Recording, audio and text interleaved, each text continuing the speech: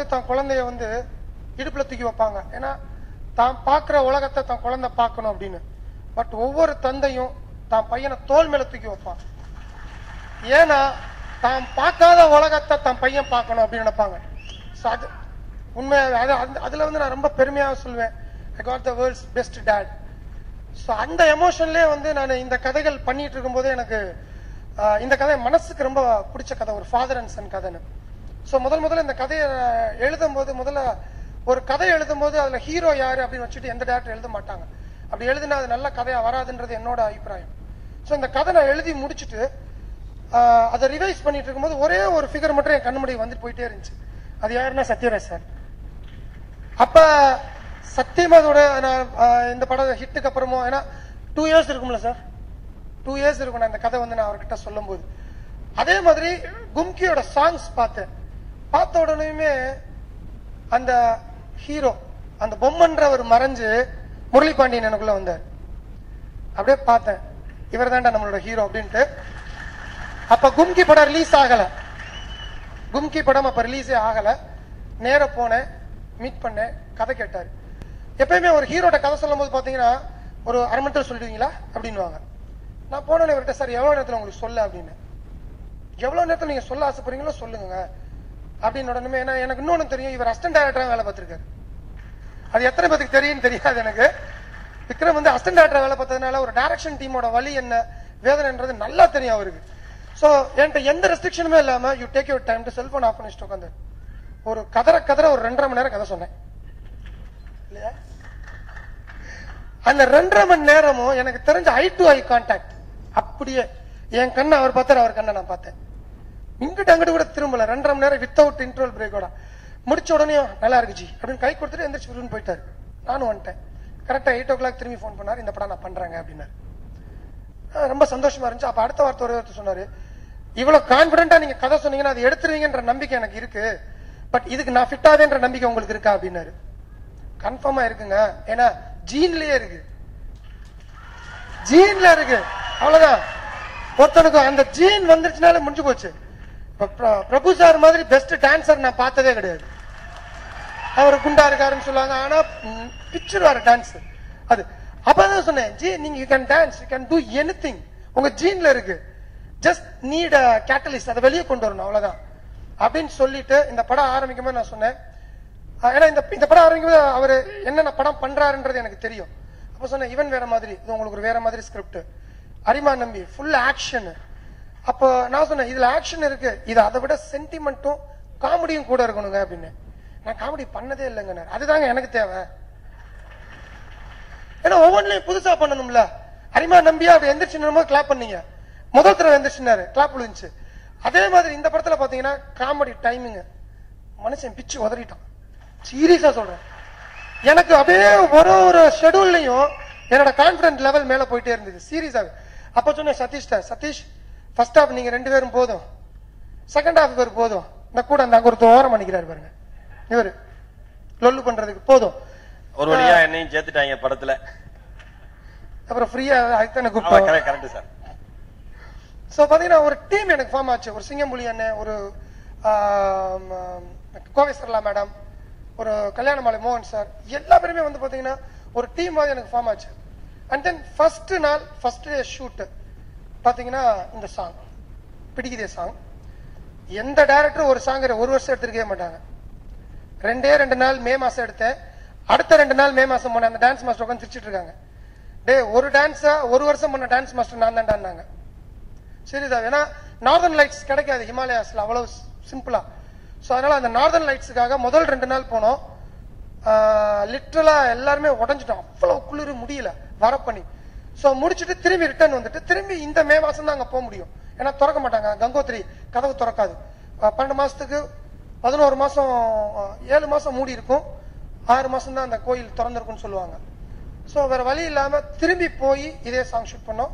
So Dhananjayan சாருக்கு நன்றி, ஏன்னா எங்க மேல திரும்பி நம்பிக்கை வச்சு இவ்வளவு செலவு பண்ணதுக்கு. அடுத்ததா மெயினா நான் சத்யராஜ் சார் பத்தி சொல்லி ஆகணும். எனக்கு கிடைச்ச ஒரு டாம் குரூஸ். ஏன்னா மாலின் மேண்டல சொன்னா வயசாயிருச்சு, நான் சொல்ல மாட்டேன், எனக்கு கிடைச்ச டாம் குரூஸ் சொல்லுவேன் அவரை. 2 மணிக்கு மேல நடிக்க மாட்டேங்க வரும் அப்படின்னு. ஆனா அவனே சரிங்க சார் சரிங்க சார் சரிங்க சார் வாங்க சார் வாங்க சார் வாங்க சார் அப்படின்றோம். போன உடனே அப்படியே முதல்ல விக்ரம் போய் பேசுவாரு, ஒரு 3 மணி வரையும் போகும் அப்படின்னு. சரி சரி சரி பரவாயில்ல அப்படின்னு. அப்புறம் கொஞ்சமா நான் போவேன், சார் ஒரு 5 மணி வரையும் போகும் அப்படின்னு. அப்படியே ஒரு லுக் கொடுப்பாரு, சரி பரவாயில்ல. ஏன்னா இவர் சீன்ஸ் ஃபுல்லாவே நைட் சீன்ஸ் தான், பக்காவா ஒரு ஆக்ஷன் எல்லாமே நைட் சீன்ஸ். ஒரு கிட்டத்தட்ட ஒரு 15 நாட்கள் 6 o'clock 5 o'clock வருவாரு, அடுத்த நாள் காலைல 5 o'clock போவாரு. ஃபுல் ஆக்ஷன்ஸ், மட்டு சண்டை புரள்றது எல்லாம். இப்படி இருக்கவே மாட்டாரு, அப்படியே அழுக்கு பிடிச்சி நாங்களா ஃப்ரெஷ்ஷா இருப்போம், அப்படியே அழுக்காவே தான் உட்காந்துருப்பாரு ஷூட்டிங் ஸ்பாட்ல. அதுக்கு நான் மிகப்பெரிய நன்றி தெரிவிச்சுக்கிறேன் சார். ஏன்னா ஒரு ஆர்டிஸ்ட் முகம் கோணிட்டாங்க அப்படின்னா இயக்குனரால இயக்க முடியாது. என்னால முடியலங்க ப்ளீஸ் ஐ காண்ட்டுங்க அப்படின்னு சொல்லிட்டாங்கன்னா முடிஞ்சு போச்சு. இல்ல சார், என்னைய நிக்க சொன்னாங்க படத்துல. 2 வருஷம் சார். ஆமா சார், 2 வருஷம் படம் எடுத்திருக்கேன் அட்லீஸ்ட். நல்லா பேசு.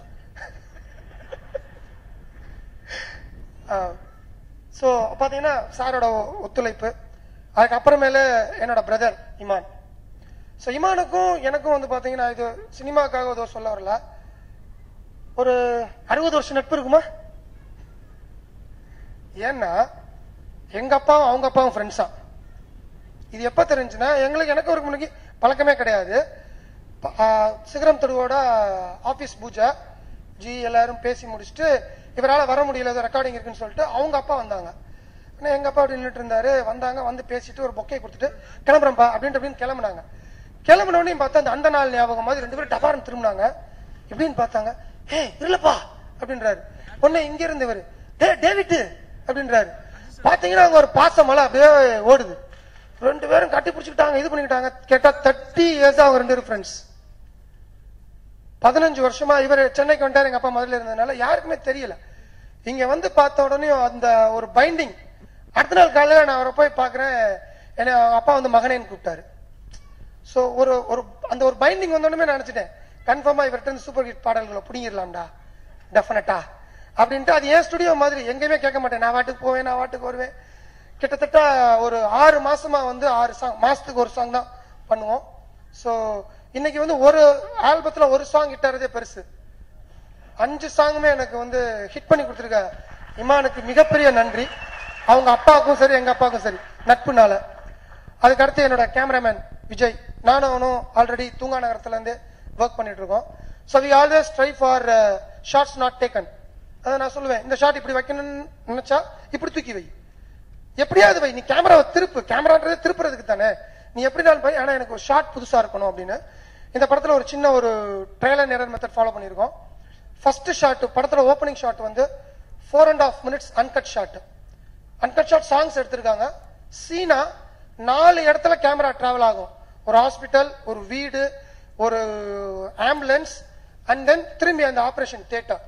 சோ இந்த 4 இடத்துக்கும் கேமரா போயிட்டு வரும். Single take, no stitch shot, nothing. நீங்க பாத்தீங்கன்னா தெரியும்.